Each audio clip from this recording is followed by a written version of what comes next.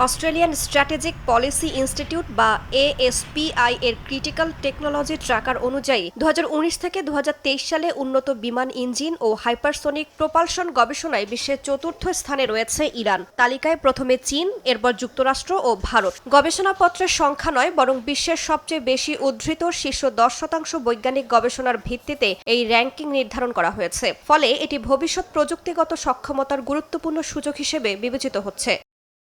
প্রতিবেদনে বলা হয়েছে, ইরানের এই অবস্থান কেবল একাডেমিক সাফল্য নয়, বরং দীর্ঘমেয়াদী রাষ্ট্রীয় পরিকল্পনার ফল। 2011 সালের কম্প্রিহেন্সিভ সায়েন্টিফিক ম্যাপে মহাকাশ, জ্বালানি, ন্যানো প্রযুক্তি ও প্রপালশন প্রযুক্তিকে অগ্রাধিকার দেওয়া হয়েছিল। তেহরান বিশ্ববিদ্যালয়, Sharif university of technology, Amir Kabir university এবং Iran university of science and technology এই গবেষণা অগ্রযাত্রার প্রধান চালিকা শক্তি হিসেবে কাজ করছে। বিশেষজ্ঞদের মতে, কম্পিউটেশনাল ফ্লুইড ডায়নামিক্স, উচ্চ তাপমাত্রা ধাতুবিদ্যা ও ইঞ্জিন নিয়ন্ত্রণ ব্যবস্থায় উল্লেখযোগ্য দক্ষতা অর্জন করেছে দেশটি।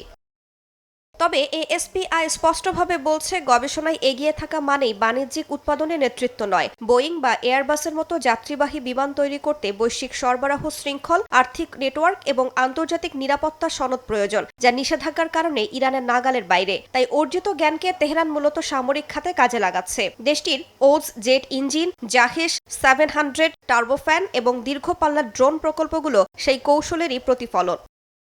হাইপারসোনিক প্রযুক্তিতেও নিজেদের অগ্রগতির দাবি করেছে ইরান। ফাত্তাহ ক্ষেপণাস্ত্র কর্মসূচি, সিরামিক আবরণ এবং উচ্চ গতির দহন প্রযুক্তি নিয়ে গবেষণা এই সক্ষমতার অংশ বলে মনে করা হচ্ছে।